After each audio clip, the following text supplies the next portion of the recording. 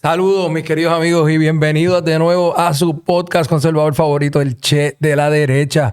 Gracias por todos sus likes, sus comments, sus shares. Importante, estamos contestando todos sus comentarios. Muy importante que le den share, que le den like, para que el algoritmo siga llevando esto y sigamos llevando el mensaje conservador que queremos transmitir a través de todo Puerto Rico, Latinoamérica y en todo Estados Unidos. Todos los latinoamericanos y puertorriqueños que nos ven allá afuera. Saludos, Orlando, Texas, Nueva York, Carolina del Norte. Estábamos viendo la data y tenemos mucha gente viéndonos en Estados Unidos. Del 100% de nuestra audiencia, 35% es de los Estados Unidos. Así que muy agradecido a todos los amigos de allá que se informan de Puerto Rico a través del Che de la Derecha. Hoy tenemos un invitado. Yo les he dicho con algunos invitados que yo tengo lo que llamo gente que le llamo puntos de referencia, referentes en mi vida. O sea, personas que marcaron y que cambiaron opiniones o formas en las que yo actúo, cambio o pienso. Y uno de ellos está aquí hoy. Considero un amigo, un profesor, una persona con la que tuve relación personal, profesional, y que considero una persona que sabe mucho, que de verdad quiere este país, y que para mí es un honor que esté aquí conmigo hoy, el gran amigo Jorge Colbert Toro. Bienvenido. Saludos, Che. Un placer estar contigo y con tu audiencia. Para mí es un privilegio y un honor estar aquí por primera vez en tu programa, que te he escuchado y te he visto, pero no había tenido el privilegio hasta hoy de compartir y vamos a tener un buen rato dialogando temas importantes, sin duda. Déjenme decirles que si no lo ven, en el programa Jugando Pelota Dura, el segmento Lo que no te dicen, para mí es el mejor segmento del programa porque se aprende de verdad. O sea, el programa es buenísimo, pero en ese segmento, con data, este señor te explica lo que no te dicen. El otro día estaba viendo uno buenísimo sobre lo que no te dicen del contrato de Luma y esta cosa de que si se va a salir o no se va a salir. Cláusulas, qué puede pasar, qué puede subir, qué pueden hacer, cómo pueden mediar. Ese tipo de cosas para que usted sepa cuando haya allá afuera. Yo decía esto de... Cuando yo veía políticos que decían que iban a Estados Unidos, pues vamos a Estados Unidos a eliminar la ley de cabotaje. Mire, compañero, más fácil es la estadidad que eliminar la ley de cabotaje. Porque la ley de cabotaje tú tienes que... Ahí están los puertos en San Francisco, ahí está Nancy Pelosi, y puertos en Jacksonville. Ahí estaba Marco Rubio. Y esos dos van a entregar su negocio.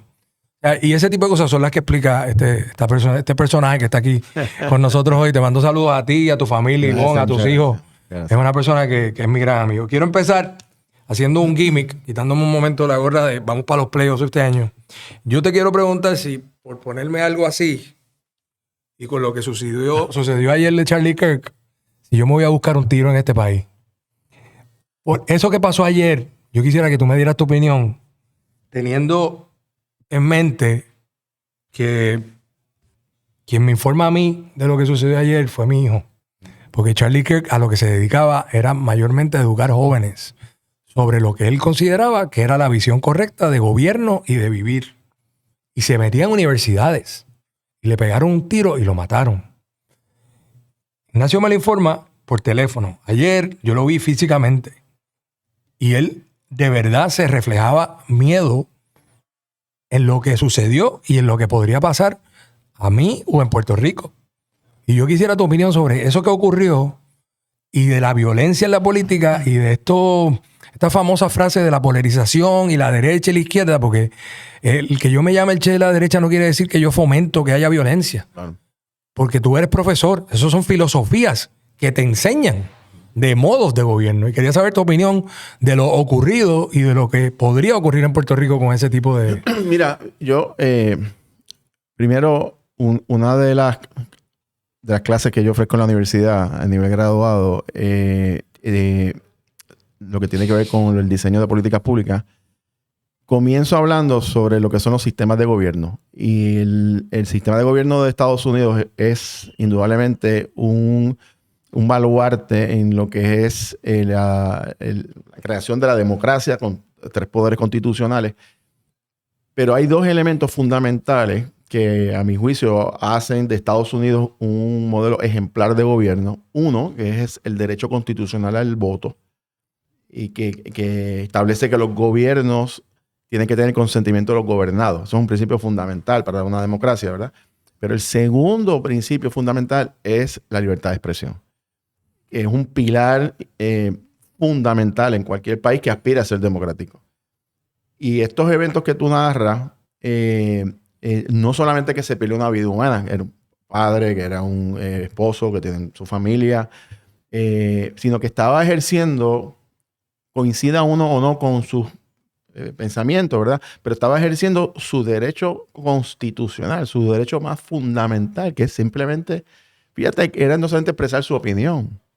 Él estaba escuchando la opinión de otros en un ambiente de tranquilidad y de paz. Por supuesto que había gente que pensaba diferente que él. O sea, ir a una universidad a pedirle a estudiantes que se expresen lo que... Y tú tener que entrar en preguntas y respuestas con gente que tú no necesariamente piensas igual que tú. O sea, que estás ejerciendo precisamente ese derecho constitucional.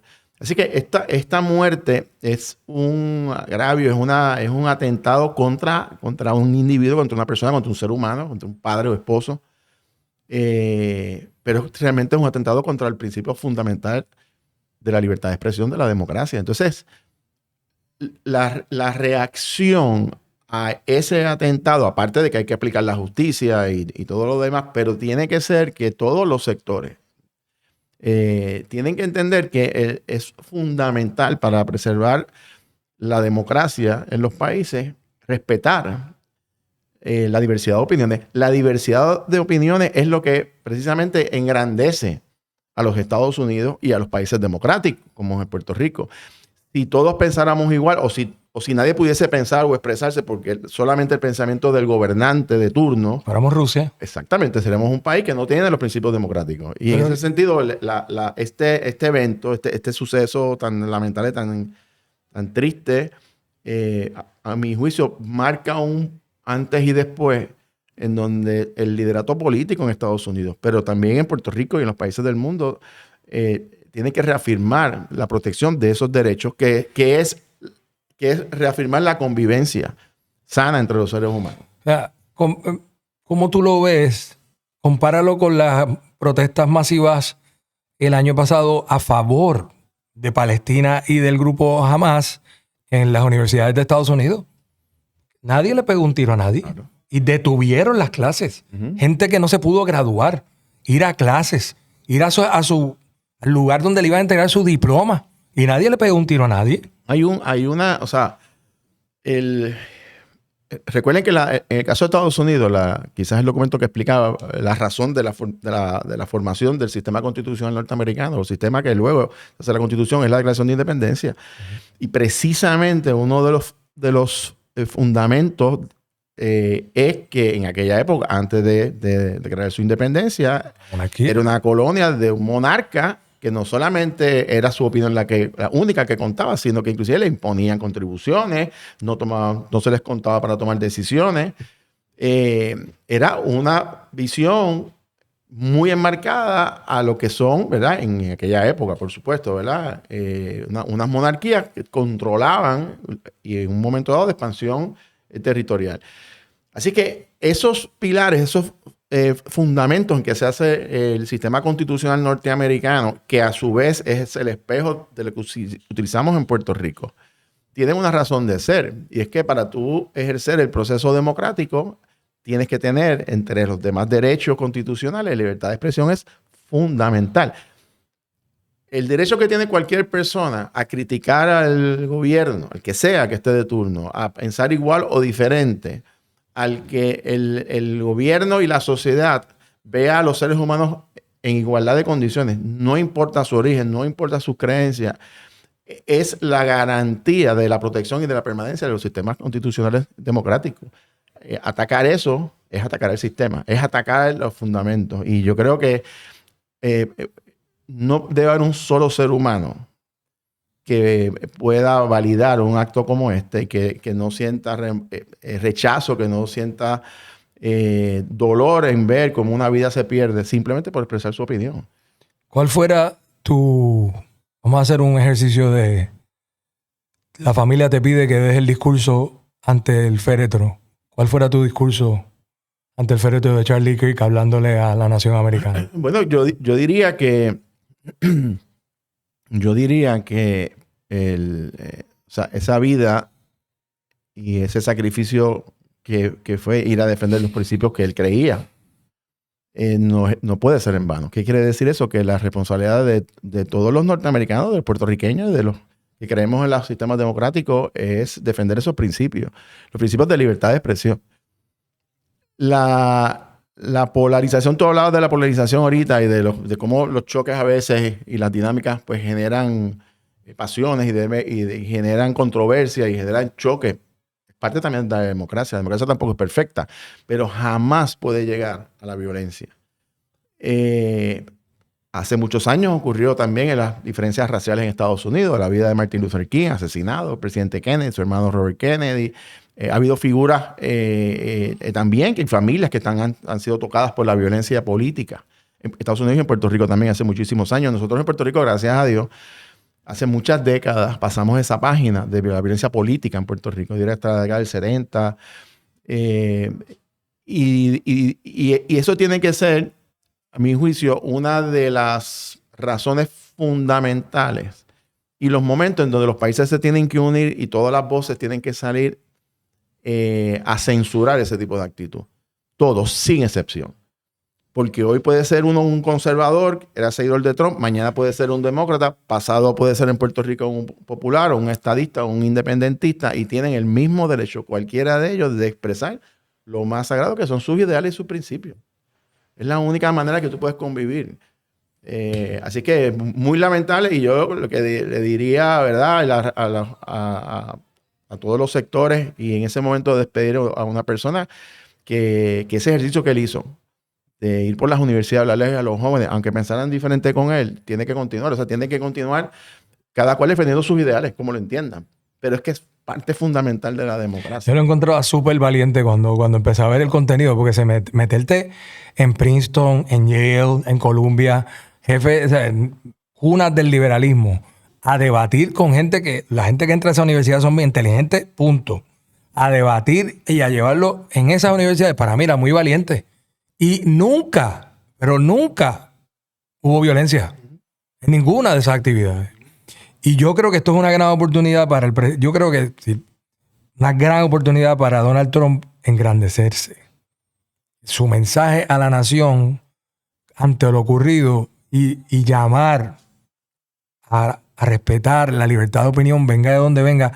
Yo sé que esto va a ser más fácil para él porque era un seguidor y un fanático de él.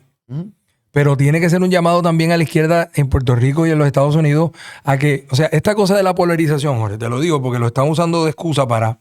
En Puerto Rico el debate de izquierda y derecha era de estatus. Y lamentablemente, o sea, lo he dicho aquí muchas veces, los jueces se nombraban por estatus, no se nombraban por su opinión sobre el aborto, su opinión sobre la libertad económica, nada de eso se le preguntaba en las vistas públicas, eran cuestiones de estatus. Y en Puerto Rico se está tratando de decir, ay, están polarizando con esto de la discusión de quién es de derecha y quién es de izquierda. Oiga, pues tiene que ir a las universidades y decirle que dejen de enseñar filosofía de gobierno, porque la derecha y la izquierda no es nada más y nada menos que la forma de tú ver si eres conservador o liberal. Y hay distintas, y esta cosa de que soy el centro. En la vida, decía Dante, que en los momentos de crisis, el sitio más caliente en el infierno está guardado para los que en los momentos de crisis se mantuvieron neutral. Tú eres de derecha, tú eres de izquierda, eso no es polarizar, eso son filosofías de cómo tú ves el gobierno y cómo tú ves tu libertad ante el gobierno. Eso es todo. Eso no es polarizar. Polarizar es tú decir que el otro es malo o tú decir que aquel es bueno simplemente por donde es. Pero ser de derecha, ser de izquierda, no es tratar de buscar violencia. Y eso para mí es importante porque están tratando de decir, la nueva, como si tú decías que Dalmau era socialista o que la Patria Nueva iban a tomar tu propiedad y todos los taxes que te iban a imponer, eso es miedo, eso es volver a la Rusia. Esa es la forma de ellos polarizar. Porque no le gusta que le digan la verdad sobre su mensaje, que no es un mensaje que puede ganarse en las urnas. Y eso es lo que yo critico cuando hablan de que, no podemos polarizar. Y entonces tratan de decir, tú que eres de derecha estás tratando de polarizar y esa gente fascista. A eso es lo que me refiero con, no es que el término polarización lo están usando de arma para tratar de silenciar a los que son conservadores o pensamos del modo de visión de gobierno de derecha. Y eso es lo que me refiero. Quiero pasar al próximo tema porque ese me emociona por lo que me ocurrió con Ignacio, pero también tiene que ver un poco con esto, porque también dicen que es de derecha estar a favor de que en Puerto Rico hayan bases militares. Yo quisiera que, desde el punto de vista de profesor... Pero déjame, antes de hablar, porque es que me dejaste pensando con esto de Ignacio. Quería hacer un comentario, porque estaba pensando en mis hijos también. El impacto que tienen los jóvenes, eventos como este, y la responsabilidad como padre que tenemos también de ¿verdad? Nosotros queremos que a nuestros hijos no les pase nada y siempre estamos pendientes, aunque sean adultos. El otro día llamaba a mi hijo mayor, que ya tiene 30 años, abogado, tiene su profesión, y me dijo, papi, ya me has llamado varias veces en el día, está todo bien, estoy en el mismo sitio, estoy en la oficina trabajando, y yo simplemente lo llamo para saber si está todo bien, porque uno como padre sigue llamando. Yo recuerdo que mi mamá y mi papá me llamaban, yo tenía 40 años, y llamaban, porque uno es padre todo el tiempo. Y traigo el punto porque el efecto, Che Julio, de este evento, la tristeza de este evento y lo duro de este evento es que ocurrió en una universidad. Que hay jóvenes. Que la intolerancia fue el choque de frente con jóvenes que están empezando a vivir, que están ejerciendo su derecho constitucional en una universidad que un fundamento, ahora digo yo, uno de los elementos más preciados en la vida universitaria, y uno como profesor. Para lo que se diseñaron, no para ir a beber ron y a joder. Es precisamente para eso, para choque de ideas, para hablar, para pensar, para buscar soluciones a los problemas. ¿Sabes? Y la violencia no tiene cabida en la vida universitaria, en la vida del choque de ideas, en la vida de la democracia, no puede tener. Así que yo creo que mi exhortación a los jóvenes es que vean estos tristes episodios de la humanidad y que reafirmen sus principios de defender las creencias las que usted tenga y de ver los procesos de discusión como algo que no puede tener ni en la distancia ninguna consideración que no sea la convivencia pacífica, que es como funcionan las sociedades. Gracias por eso, Jorge. En este tema, mira, yo quería empezarte diciendo, por lo que yo he visto, o sea, yo no tuve la oportunidad de ir al Congreso cuando todavía teníamos de aliados no tan solo la milicia, sino el Industrial Military Complex, todo lo que está alrededor, todo lo que significa eso. Cuando nosotros, antes de que lo sacáramos de Puerto Rico, por razones justas con lo que pasó en Vieques, nadie quiere la bala viva, no estoy hablando de eso. Pero ellos, en todos los temas, había un apoyo que nosotros podíamos decir de ese complejo militar, no tan solo la milicia, sino toda la industria alrededor. Eso, a nosotros sacarlos de Puerto Rico, se perdió. O sea, yo voy al Congreso post eso y pues ahora dependemos de que vamos como Cámara de Comercio y vamos allí a hablar como el sector privado y buscarnos las ayudas que podemos y contratar firmas para tratar de lograr lo que necesitamos en Puerto Rico, que son tantas cosas. Lo digo como antecedente a esta ola de que estamos remilitarizando Puerto Rico y que los que estamos a favor de que los Estados Unidos tengan bases militares aquí, también somos fascistas, somos de derecha y que lo que estamos es demonizando y buscando que haya guerras y ser puntos de ataque en Puerto Rico. Y yo quisiera tu opinión sobre eso de que viene a base de lo de Venezuela, que lo vamos a hablar después, pero ¿tú piensas que Puerto Rico debería de utilizar espacios que se han quedado vacíos y que hemos dejado de tener esas relaciones, tanto en las bases militares como en las relaciones puras? No tienen que ser bases. O sea, hoy día tú puedes apoyar la milicia sin pedir una base. Hay drones, ahí puedes hacer investigaciones, puedes las mismas universidades hacer research y apoyar esa parte de la nación norteamericana y de esa misma forma buscar apoyo de los Estados Unidos para las causas de Puerto Rico. Mira, yo te diría que la política del gobierno de Estados Unidos ha cambiado dramáticamente. En términos de Estados Unidos, o sea, no hay duda que es el país más poderoso del mundo y tiene una capacidad y una fuerza militar prácticamente quizás la otra, el otro... China y está bien. China y todavía no alcanza. O sea... Para que tenemos más gente. Claro. Ahora...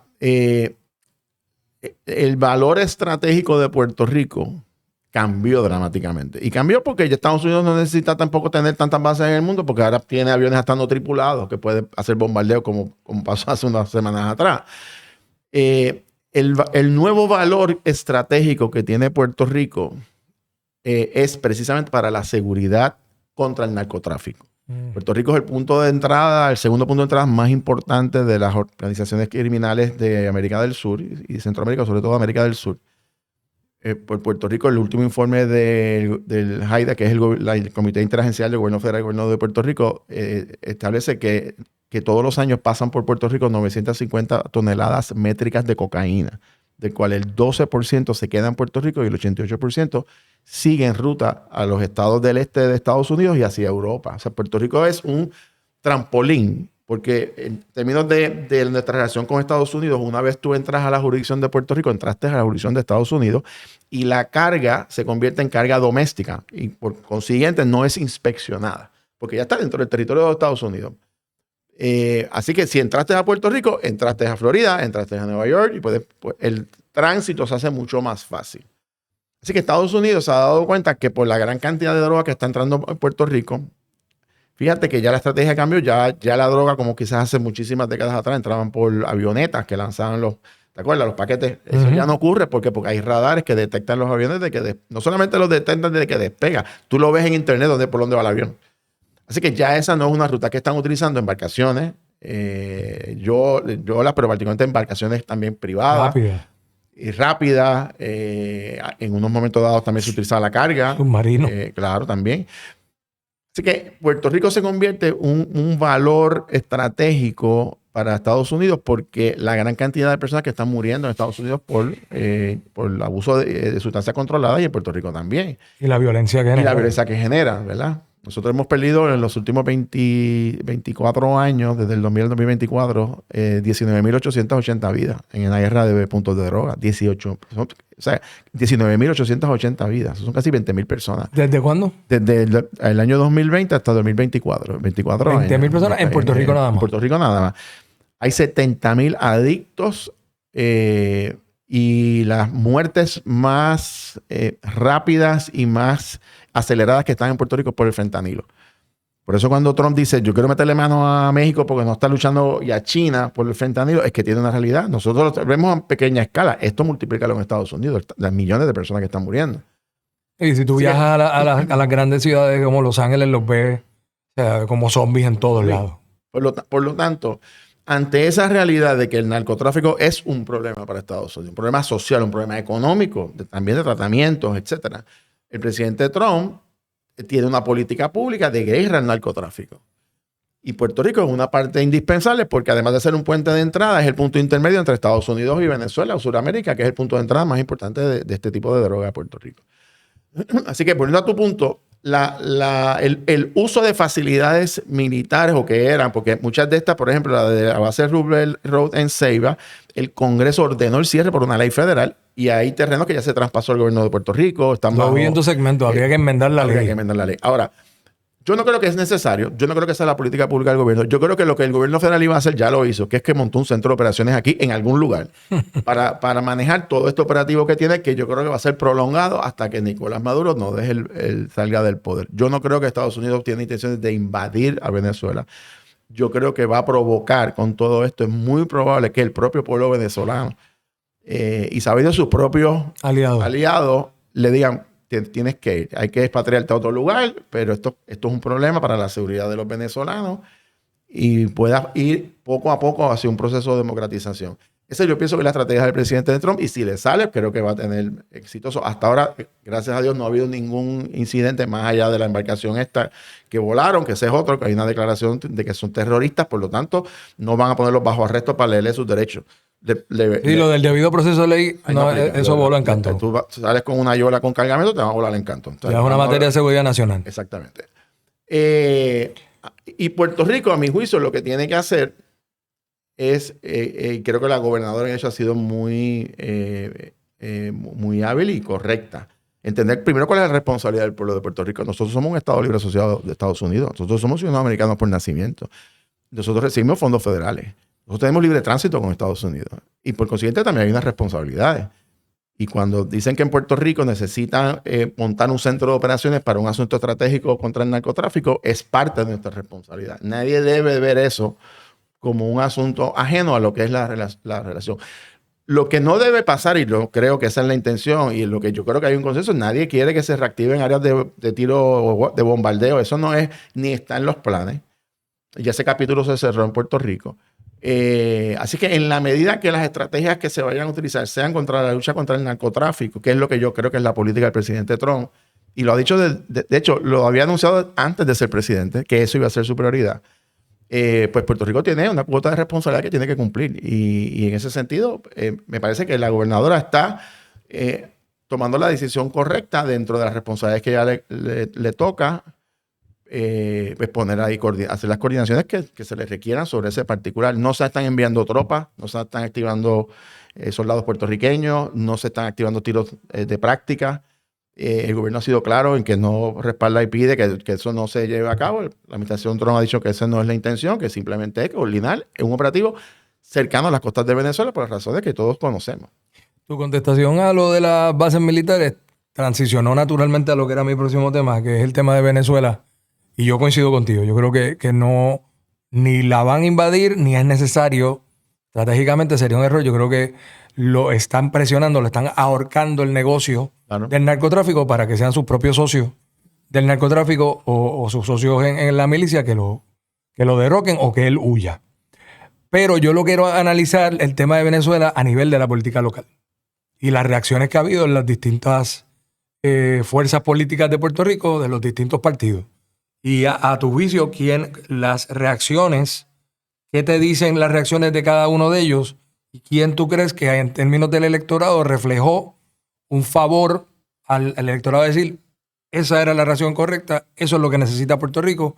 ¿Y quién pudo haber perdido o sido menos favorecido en la forma que reaccionó ante el tema de Venezuela? Primero, antes de ir al escenario político, te quería añadir que las razones para las potencias mundiales hacer sus nuevos, definir sus estrategias de política exterior, ya no son tanto medidas de expansionismo, de meterme en más terreno, de buscar más tierra, ya eso cambió.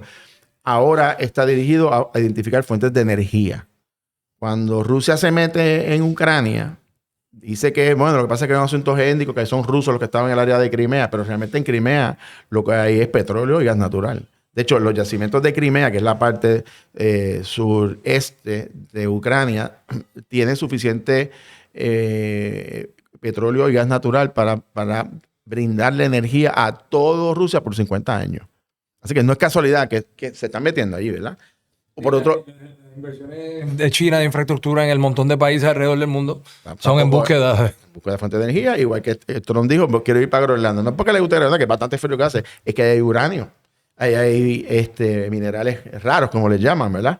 Que también sirven para otro tipo de negocio que necesita Estados Unidos. Así que cada país pues tiene sus estrategias, porque la energía es ahora un centro fundamental para el desarrollo económico. Antes era la expansión de terrenos, ya no lo es. Inclusive hasta para el cripto, por el mining. Correcto. Ahora, eso tiene unos efectos. Situaciones como esta en la política nuestra, que es bastante activa, ¿verdad? Yo creo que los partidos todos reaccionaron de una manera conforme a lo que ellos defienden. En términos de Puerto Rico, del electorado de Puerto Rico, el electorado de Puerto Rico mayoritariamente es un electorado de centro-derecha. El que cree en algún tipo de relación con Estados Unidos, que atesora su ciudadanía americana, quiere mantener una relación con Estados Unidos. No cree en la independencia jurídica, política, pero sí es un país que también atesora y aprecia y quiere conservar su identidad cultural, ¿verdad? Así que dentro de esa realidad social nuestra, cada partido pues tiene un discurso que yo, de hecho, en mi tesis doctoral hay una parte sobre eso, que es lo que se llama el discurso transversal, que es que todos, aunque son de posiciones distintas, convergen en algunos puntos, son similares, que es la relación con Estados Unidos. Aún los independentistas dicen que quiero una relación con Estados Unidos, que voy a mantener por un número de años los fondos federales, hablan inclusive de doble ciudadanía. Es un discurso que se parece mucho a los estados libristas, y los estadistas hablan de una estadidad con identidad cultural, ¿verdad? Pero a tu pregunta específica, aunque cada uno defiende el principio, me pareció que la reacción del liderato independentista al principio fue muy parca. Luego se dieron cuenta, sobre todo porque recuerda que la controversia de Venezuela inicialmente la toma un giro distinto a otros momentos dados cuando el gobierno federal emite una acusación de un gran jurado federal por narcotráfico. Estamos hablando de que un presidente de un país que está acusado, el que era el presidente del Parlamento, el que era el presidente del Tribunal Supremo de Venezuela, prácticamente todo el andamiaje gubernamental está acusado bajo, o los que eran, algunos de ellos han salido, otros no. Otros han cambiado de posición y siguen. Pero están acusados formalmente en 6 jurisdicciones distintas de Estados Unidos. El que no ha leído ese pliego acusatorio, léalo. Esa investigación que se comenzó desde la época de Clinton. El primer indictment federal fue bajo Obama y el segundo fue bajo Trump. O sea, esto ha seguido administraciones de bajo la primera presidencia de Trump. Así es. Así que en ese sentido, ese elemento cambió el discurso porque era muy difícil para un independentista decir, no, yo estoy a favor del gobierno de Maduro, compadre, está acusado por narcotráfico. Así que ellos han sido pero María Lourdes Santiago sigue apoyándolo. Claro, porque ellos están en la teoría de que eso le corresponde a los venezolanos. Bueno, lo que pasa es que los venezolanos allí prácticamente les robaron las elecciones en la cara, ¿verdad? Porque el mismo presidente se autoproclamó presidente, nunca enseñó las actas, hay unos cuestionamientos, ¿verdad? Y yo creo que el liderato independentista debió haber sido mucho más riguroso y fuerte para su propia credibilidad de condenar eso. El liderato del partido estadista, pues obviamente su discurso de la gobernadora es abrazar las políticas de Trump sobre Venezuela, que tiene un fuerte arraigo en la comunidad hispana, sobre todo en el estado de la Florida. Pero también hay una gran parte de la comunidad hispana que ha resentido mucho de las políticas de inmigración del presidente Trump y un poco también tratando de balancear el tema político, ¿verdad? Me sorprendió el Partido Popular, te lo tengo que decir con mucha franqueza, porque la expresión inicial de que no estamos ni con el gobierno de Trump, ni lo que tú hablabas ahorita, ni con el gobierno de Maduro, ni lo uno ni lo otro, pues todo el mundo se quedó como que, ¿cuál es la posición? ¿Verdad? Yo pienso que debieron haber reafirmado, nosotros creemos en la democracia, nosotros creemos en combatir el narcotráfico, nosotros creemos en las políticas de respeto a los derechos humanos, de respeto a los derechos civiles. Tú afirmas tus creencias.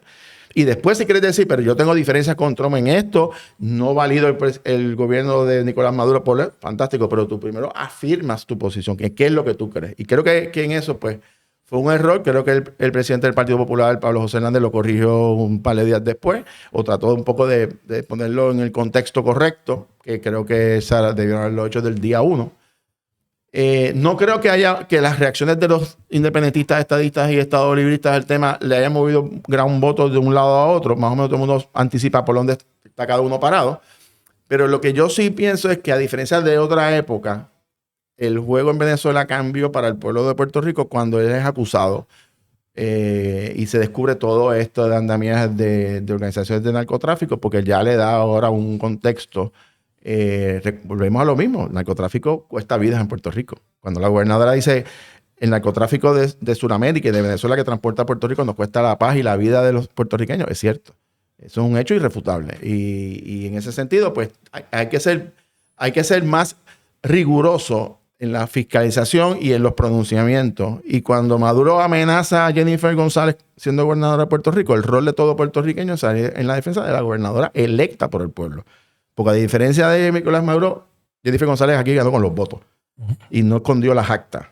Y eso es importante, ver las diferencias. Y eso le corresponde a todo liderato. A mí me sorprendió positivamente, ahora dándole otra moneda, el senador Adrián González expresó el rechazo de él y del Partido Independentista a la amenaza de Nicolás Maduro contra la gobernadora. Y dijo, ella fue electa. Yo no voté por ella, pero ella fue electa y eso hay que respetarlo. Y eso me parece que fue un acierto. Así que esto es una dinámica política que crea muchas pasiones en Puerto Rico, pero en el caso particular de Venezuela, por estos elementos que te digo, pues hace, me parece a mí, mucho más difícil defender la causa del gobierno venezolano.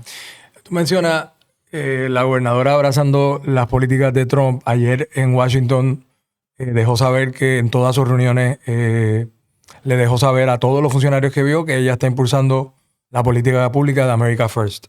Ella está siendo muy transparente en eso, cuéstele lo que le cueste, sabiendo lo que eso le puede beneficiar al pueblo de Puerto Rico. Y creo que estratégicamente y en términos de lo porque ella es republicana de toda la vida, pues está haciendo lo correcto.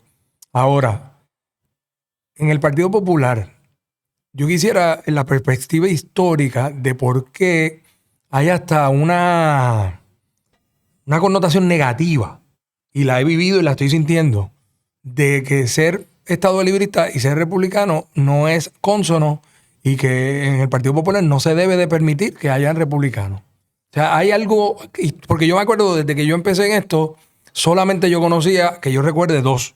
Eran Toñito Cruz y Jorge de Gastrofón. Y pues una de esas dos marcas pues hacía daño por las cosas que pasaron, pero Toñito nunca tuvo ningún issue público que tuviéramos por el que... Pero esas eran las únicas dos figuras que yo recuerdo y yo lo que quisiera saber es desde la perspectiva histórica, ¿por qué no los había y por qué sería malo o por qué no podría ser cónsono? Yo no creo que... Primero, yo creo que el Partido Popular cometería un error histórico de decir que un miembro del Partido Popular no puede tener simpatías por el Partido Republicano. El nombre del Partido Popular es Partido Popular Democrático, o sea, el apellido. Que acaban de manifestar a nivel institucional que hay que combatir a los republicanos aquí y allá. Bueno, lo que pasa es lo siguiente. Históricamente, tu pregunta de inicio, ¿cuál ha sido la razón histórica? Históricamente, el Partido Popular mantuvo una relación con el Partido Demócrata muy estrecha desde la época de Muñoz Marín con Kennedy. Cuando viaja a Puerto Rico, cuando establece una política pública de tratar a Puerto Rico como los estados, y hubo una relación muy cercana. De hecho, en uno de los escritos próximos voy a sacar una entrevista que está en el archivo histórico de la Fundación Kennedy, sobre una entrevista a Muñoz Marín sobre sus reuniones privadas con Kennedy. Precisamente hablando del tema militar, entre otros temas. Y salió ahora por el asunto de los archivos que se convierten en público. Bien interesante. Luego de la cuando lo del asesinato. Luego del asesinato lo entrevistan y se publica todo un artículo, o sea, hay toda una transcripción de esa entrevista que la voy a reseñar próximamente, está muy interesante.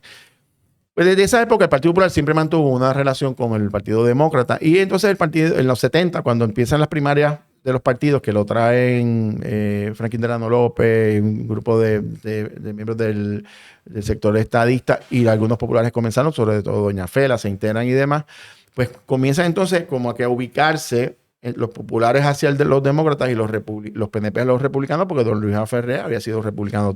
De hecho, aquí y allá había estado en el Partido Republicano, estadista en Puerto Rico y en el Partido Republicano en Estados Unidos con muy buenas relaciones, sobre todo más adelante en su vida con la familia Bush. El PNP, bajo el liderato de Pedro Rosselló, 92 al 96, comienza una estrategia, a mi juicio, muy bien pensada de entrarle al sector del Partido Demócrata, porque Pedro Rosselló, con todas las diferencias que usted puede tener con él, hizo dos cosas importantes estratégicamente. Estoy hablando ahora de política y de gobierno. Primero, cambió el discurso estadista de que la estadía antes era para los pobres, como decía Romero. Él lo cambió a un reclamo de derechos civiles. Y eso tuvo eco en los demócratas porque eran los portaestandartes de los cambios y sobre todo de la ley de derechos civiles que firma Johnson luego que muere Kennedy. Así que hábilmente Pedro Rosselló y Álvaro Cifuentes, que paz descanse, que fue uno de los arquitectos de esta estrategia, entraron a la finca demócrata, por decirlo de esa manera, al punto que llegaron hasta precisamente a tener una relación no solamente con Clinton como presidente, con los propios familias Kennedy, empezando por el propio Edward Kennedy. Y entonces el PNP entra en ambos partidos, al punto donde el Partido Popular básicamente ha perdido aliados, no tiene aliados demócratas. Y los independentistas también se insertan y tienen algunos aliados dentro del Partido Demócrata. Es más, los independentistas tienen hoy más aliados que el Partido Popular. Nidia Velázquez y Alejandro Ocasio-Cortez creen en la independencia para Puerto Rico. Y lo endorsaron los candidatos independentistas. Así que ese es el origen y cómo ha ido evolucionando. El Partido Popular tiene que entender que la mitad de los electores de Estados Unidos son republicanos, básicamente. Y que hay gente que piensa como Donald Trump, mucha gente. Ganó. Yo decía el pasado año en una columna que hice para la comunidad hispana de Estados Unidos que el Partido Demócrata cometió un error garrafal en la campaña. Pensaron que el tema era Trump. El tema no era Trump y nunca fue Trump. El tema era la economía. ¿Y qué hizo Trump? Mientras lo atacaban a él hablaba a la gente de la economía, de los empleos que iba a crear, de que iba a bajar la inflación, de que iba a bajar. Y ellos seguían hablando que Trump es esto, que va a pasar toda la crisis que vienen. Y él se quedó enfocado a hablar de la economía porque ese era el tema. Y ganó cómodamente. En el caso de Puerto Rico, el Partido Popular tiene que entender cuál es su rol ahora. ¿Cuáles son los retos de Puerto Rico? Atacar a los republicanos, atacar a los estadistas, atacar a los independentistas o proponer ideas. Y ese es el reto que tiene el Partido Popular si quiere ser un partido de gobierno, ¿verdad? Y en el caso del PNP es distinto porque es partido de gobierno. Tiene que demostrar que sabe gobernar y que sus políticas funcionan. Así que cada cual tiene sus retos distintos. Y lo que te quiero decir es por qué los populares no hay un sector republicano históricamente reconocido. Porque históricamente el Partido Popular siempre mantuvo, quizás ahora viéndolo en retrospectiva, no fue la decisión quizás más sabia, solamente una línea de conversación. Aquí se habla mucho de la izquierda y de la derecha. Uh-huh. Pero fíjate en esto. Puerto Rico es un país que cree en la familia, que cree en los valores, que no cree en la violencia, que cree que Puerto Rico es un país de una gran participación en las iglesias. Pueblo hay más iglesias que parques de pelota. Exactamente. Esos son principios muy similares a la visión republicana. Fíjate. Y sabe Dios si la gente cree y dice, yo soy demócrata, yo soy liberal. Me sigue. Y hay personas que, por ejemplo, que pueden sentirse como una persona o se quieren ubicar en un lado del estadista o más conservador o más de derecha o lo que fuese, como quieran, la categoría que quieran darle, pero creen que hay que ayudar a los ancianos, que creen que los niños tienen unas necesidades particulares, que hay comunidades que hay que darle unas ayudas y unos subsidios. Pues eso son posiciones liberales, ¿verdad? Los republicanos ahora mismo están buscando alternativas, en Puerto Rico también, para los sistemas de retiro y los sistemas de seguro social, que son visiones inicialmente demócratas. Por lo tanto, no hay que excluir a nadie. Y no hay que tampoco sentarse en un crisol de que para ser republicano tengo que pensar igual que Trump en todo, ¿no? O demócrata tengo que pensar igual que Biden era. Tampoco. Los electores son libres y deben ser creyentes a los valores. Hay momentos que los partidos políticos no reúnen, o los candidatos me refiero, o sus programas de gobierno no recogen el sentir del electorado que históricamente se sintió con ese partido. Yo tuve diferencia con el Partido Popular y aspiré bajo la insignia del Partido Popular y he visto el Partido Popular asumir unas posiciones muy diferentes, en cosas que yo personalmente no creo o no. El Partido Demócrata actual de los Estados Unidos cree firmemente en que las personas transgéneros deben de poder participar en deporte con las mujeres.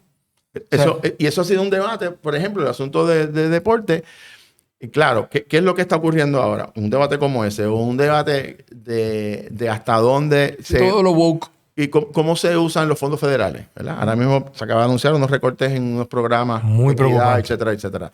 Esta es la filosofía. La gente votó por eso en Estados Unidos. O sea, vamos a verlo. O sea, tú puedes criticar a Donald Trump en muchas cosas, pero nadie puede decir que lo que él está haciendo no lo dijo antes. Él dijo lo que iba a hacer, incluyendo eso. Así que la gente votó por eso. Votó porque él dijo, voy a sacar a los inmigrantes. Los voy a sacar. Los ilegales. A los ilegales. A los ilegales que estén en la jurisdicción de Estados Unidos. Los voy a sacar. Lo está sacando. Voy a luchar contra el narcotráfico y voy a usar el poder militar. Lo dijo. Pues lo está haciendo. Le metió un primer bombazo a uno ya. La primera vacación. Tú sabes.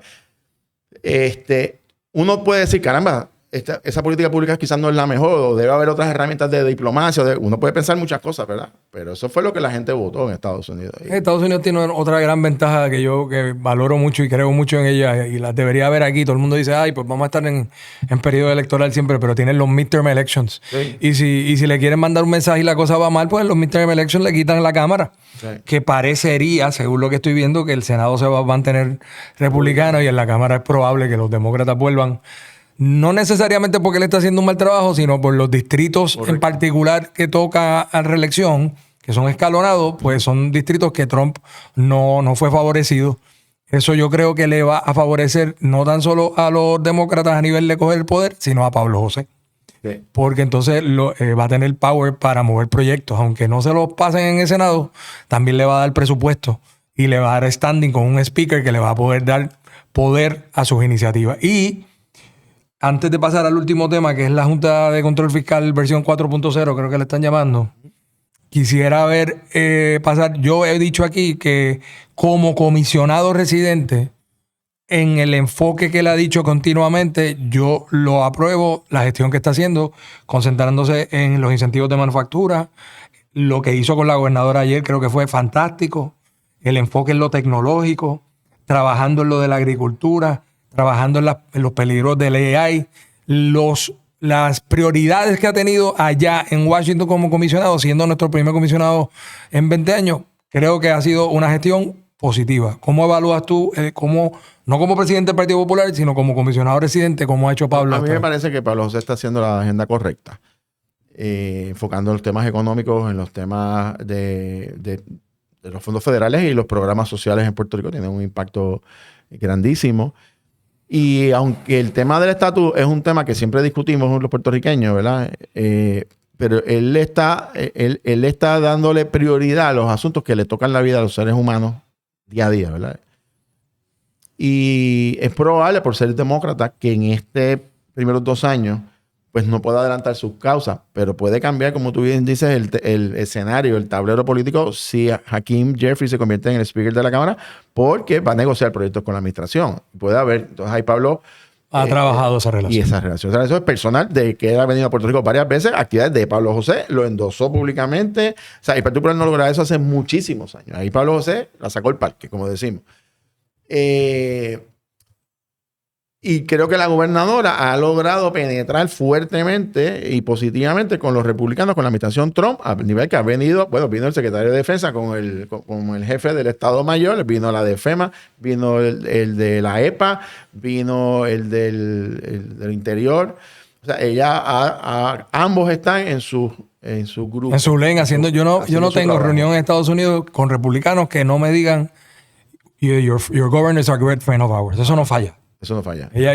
Por sus 8 años allí, con los republicanos, ella hizo su trabajo. Y digo esto porque cuando yo vi lo de ayer, igual que tú planteas, donde vi a la gobernadora con Pablo José y a Pablo José haciendo un gesto muy caballeroso de aguantarle la sombrilla a la gobernadora, que me encantó la foto. Me encantó la foto porque vienen muchos mensajes, tú sabes. Y en un día tan divisivo como ayer con lo de Charlie Kirk, exacto, yo creo que fue algo bien chulo. De ambos. Sí, de ambos. Y creo que enviaron un mensaje al pueblo de Puerto Rico de que aunque pueden tener diferencias, como somos los seres humanos, pueden tener agendas comunes. Esta agenda del SNAP, que son las ayudas eventuales nutricionales, que son fundamentales y que ese programa debe ir modificándose, pues un mensaje de que puede haber otros puntos de coincidencia. Y digo, volvimos al principio de la conversación. Lo más sagrado en la democracia son los votos. Ellos dos están ahí porque los puertorriqueños con nuestros votos los pusimos allí. Y les corresponde a ellos llevar a cabo la misión de trabajar juntos. Y el país decidió tener un comisionado de un partido y una gobernadora de otro partido. Punto. De hecho, fueron las 2 personas que más votos sacaron. Por lo tanto, ese es el mandato, que trabajen juntos. Y cuando ayer, yo creo que todos los puertorriqueños vimos esa foto, esas imágenes, esos videos de ellos dos bajo la lluvia, abogando por Puerto Rico, donde él la protege de la lluvia con una sombrilla. No era un ayudante, era el propio comisionado residente. Enviaron un mensaje a ambos extraordinario. A mí personalmente me caló. O sea, yo dije, caramba, hacía tiempo no veía un ejemplo de civismo y de respeto. Y eso es lo que necesita Puerto Rico. Yo coincido totalmente contigo y también están de acuerdo en el lenguaje de los incentivos de manufactura. Ambos están endosando el proyecto de la congresista Maliotakis, que es el que nos proveería algo lo más cercano a no decir los números 936, porque entonces traes el estatus. Pero es algo que nos podría mover. Yo estoy nombrado a un comité de los múltiples que critican de la gobernadora, pero que nos hemos reunido muchas veces, y es el comité de reshoring. Y en ese comité yo he aprendido mucho porque están todos no es que están los presidentes de las compañías, están los jefes de operaciones. Y esos son los que se deciden, los que convencen para que se muevan las líneas de producción. Okay. Y ahí está el de Medtronic, están los de... Y ellos te dicen, mira, no es la preocupación, no tan solo tiene que ser tuya de que no tengamos el issue de luz, es el issue de infraestructura, carretera. Tiene el montón de temas que la gente no piensa que son importantes. En ese tema, en esos lenguajes, ellos están de acuerdo también, y en eso los felicito a ambos. Y eso me lleva a lo último tema que es importante para Puerto Rico, que es la Junta de Control Fiscal. ¿Cuál tú crees que deben de ser? O sea, ya todo el mundo está hablando que los votaron para nombrar a gente pro-bonistas y para que le paguen a los bonistas malos y, ¿cómo es que le dicen? A los colmillú, y no suban la luz. Eso es, ¿verdad? El discurso de los que no tienen más nada que hacer y todo lo ven malo. ¿Qué tú piensas que debe de ser el perfil de la persona que debe ser nombrada a una junta que se creó para 2 razones? Para asegurarnos que no este país se fuera por la bancarrota y los acreedores no frizaran todos nuestros assets, todos nuestros bienes. Y 2, para volver a los mercados de capital y poder operar nuestro gobierno. Para eso se creó Promesa. Ahora, esos nombramientos, ¿qué perfil típico tú crees que deben de tener? Yo pienso que deben de ser personas primero ecuánime, que tengan el temple para mirar los grandes retos que tiene Puerto Rico y tomar decisiones pensando en el bienestar de la gente del pueblo de Puerto Rico, primero. Segundo, deben de tener el conocimiento en asuntos presupuestarios, asuntos de finanzas, en asuntos de las relaciones de Puerto Rico y Estados Unidos. Creo que deben ser personas que tengan la capacidad de entender que cuando la Junta salga, porque eventualmente va a salir, la propia ley lo provee, tienen que asegurarse que los gobiernos futuros no vuelvan a caer en las prácticas de antes. Por eso es que esta teoría de que ellos vienen a Ecuador y se van a ir, cuando tienes una ley que establece unos requisitos de los 4 presupuestos balanceados, no solamente es regresar a los mercados, es que tienes que regresar a los mercados a intereses razonables. Y para usted tener intereses razonables, usted tiene que tener historial de crédito. Puerto Rico hoy, desde el 2022, ya llevamos 3 años. No es que Puerto Rico tiene un crédito chatarra, una puntuación de crédito chatarra, es que no tiene crédito. 0. No se está midiendo porque está en una quiebra. Por lo tanto, no solamente tienes que salir de la quiebra, tienes que hacer un historial para tener un interés. Quiere decir que... Y eso es lo que miran es tus presupuestos, cómo estás manejando tus finanzas. Tienes que tener el presupuesto balanceado, y los presupuestos balanceados no es cuando tú arrancas el presupuesto, es cuando lo cierras y lo auditas. Eso significa que quien piensa que la Junta se va a ir en un año, salvo que enmienden la ley, no es real. Va a pasar varios años porque pues, tienen que darse todas estas condiciones. De nada vale que Estados Unidos diga, cuadré la deuda de energía eléctrica y arranco y me voy y sálvese quien puede, porque si se van y dejan aquí una tarifa de luz de 40 centavos, vas a tener 250,000 personas montándose en avión y no sé, Estados Unidos, pues no hay quien aguante eso. Se cae la economía de Puerto Rico. Por lo tanto, eso no es. Tampoco va a ser propuestas irrazonables, ¿verdad? Y las personas que vayan tienen que tener esa capacidad de poder hacer cosas razonables. Además que tienen una jueza federal, que es la que va a hablar todo eso, que estamos muy conscientes de la situación de Puerto Rico. Por último, ¿qué debe tener esa junta o sus miembros o qué características? Yo te diría que es una función muy difícil, gratuita, voluntaria, que todos los que han pasado por ahí no han cobrado un solo centavo, porque así es la ley. Pero tienen que tener el entendimiento que aunque sus acciones son ahora, en este presente, las repercusiones van a tocar generaciones que ni siquiera han nacido. Eso es lo grande de esto. Cuando tú actúas sobre algo que va a tener implicaciones sobre generaciones que todavía no existen, que van a nacer, es un nivel de responsabilidad aún mayor. Por lo tanto, tú no puedes poner allá a cualquier persona. Tienen que ser gente que tenga esa visión, esa capacidad de que estoy tomando decisiones ahora, quizás no se entienda en este momento, pero de aquí a 10, 15, 20 años. Yo llamaría sensibilidad histórica. Exactamente. Sensibilidad histórica, esa es la frase. Y déjame decirte, yo he mirado la biografía y he seguido a todos los miembros que han estado hasta el día de hoy. Y todos, sin excepción, han sido gente de primer orden y gente que tiene sus compromisos. La Junta ha tomado decisiones duras, difíciles, jamás comparables con las que pasó Argentina, con lo que pasó Grecia, con lo que pasó la ciudad de Washington, la ciudad de Detroit, que fue una quiebra. Detroit tuvo 60 años consecutivos de presupuestos descuadrados. El reto es, una vez se vayan, cómo no volvemos a repetir los errores. Y esa es la parte que yo creo que no estamos listos. Que todavía los partidos no han logrado convencer al país, ni a la Junta, ni al Congreso de que están listos. Y ahí es donde hay que trabajar. Yo no creo que es tanto en la Junta, es en los partidos. En el Capitolio. Es aquí. En los legisladores que siguen. Bueno, y los legisladores, y los gobernantes y los candidatos que vengan. O sea, crearon unos par y se la están pasando. ¿has oído a algún candidato decir, aquí está mi propuesta para no volver a una segunda quiebra? ¿Alguien? Nadie. No, siguen creando más agencias y creando más legislaciones que le cuestan más dinero al país. Jorge, agradecido que hayas tomado el tiempo para venir aquí. Espero que puedas regresar. Claro que sí. Te deseo lo mejor. Salud. Seguimos. Por favor, síganlo en las redes sociales. Vean su segmento en Jugando Pelota Dura, porque de verdad que se aprende mucho. Le mando saludos, Ivonne, a tus 2 nenes, a tu familia completa. Agradecido a ustedes una vez más. Gracias por ver al Che de la Derecha. Por favor, like, comment y sobre todo share. Lo necesitamos para seguir llevando nuestros mensajes de la derecha. Agradecido de nuevo. Nos vemos en la próxima, amigos. Y ahora, en una de sus secciones preferidas del Che de la Derecha, La Derecha Contesta. Esta va de María Díaz 5687. Ella en el episodio de Juan Luis Camacho Semiday nos dijo: excelente entrevista. Si el PPD volviera a su base, estoy seguro que volvería a ganar elecciones. María, de eso precisamente estábamos hablando, de que no nos estamos moviendo para el lado que es. Se están moviendo a la extrema izquierda y siguen perdiendo elecciones y siguen perdiendo votos. Totalmente de acuerdo contigo. El próximo es Pedro Toledo Padua.